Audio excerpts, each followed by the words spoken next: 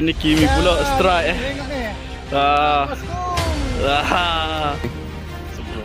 Soft rock dah. Oh. Tengok sikit. Oh, bakar soft rock. Oh, waduh Alah nak balik dah ni. Okey, sekarang ni musim banjir dah. Jadi banyaklah player-player casting Hot Topic mencari IK hardware. Kami pun apa lagi? Luncurlah.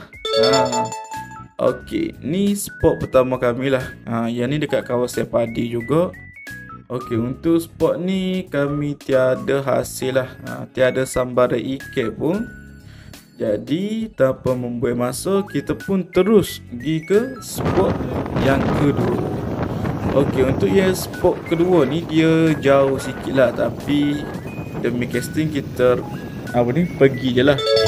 Okey, kali ni kita dah sampai dekat spot yang kedua.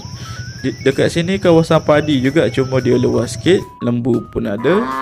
Okey, untuk reel daripada Seahawk dan rod daripada brand X10. Okey, untuk gewang kita pakai ESP.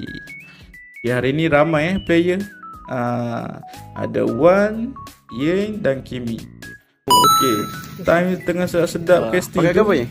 Yen pula Soft rock dah. dapat strike. Oh. Ria. Tidak kompa. Okey, sambil duduk casting tu, aku pula tergelencos.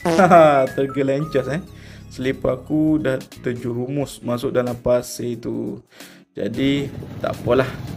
Kita pun terus ke spot yang ketiga. Okey, sampai je spot yang ketiga ni kita tak sembang banyak, kita pun terus casting. Okey, time ni aku duduk jauh sikit dari Kimi, tapi rupanya set dia dah dapat 2 ikan.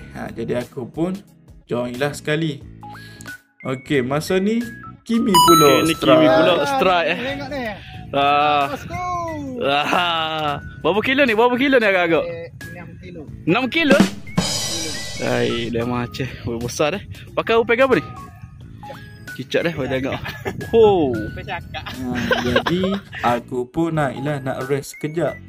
Lepas tu wear pula. Tengok sikit. Oh, pakai soft rock. Oh, waduh Alah nak balik dah ni. Jadi hari ni aku kumpul lah set dia je boleh ikan. Total ikan hak boleh hari ni 5 ekor. Jadi tak apalah, Kimi boleh 2 ekor, Wei boleh 2 ekor, Ying boleh seekor.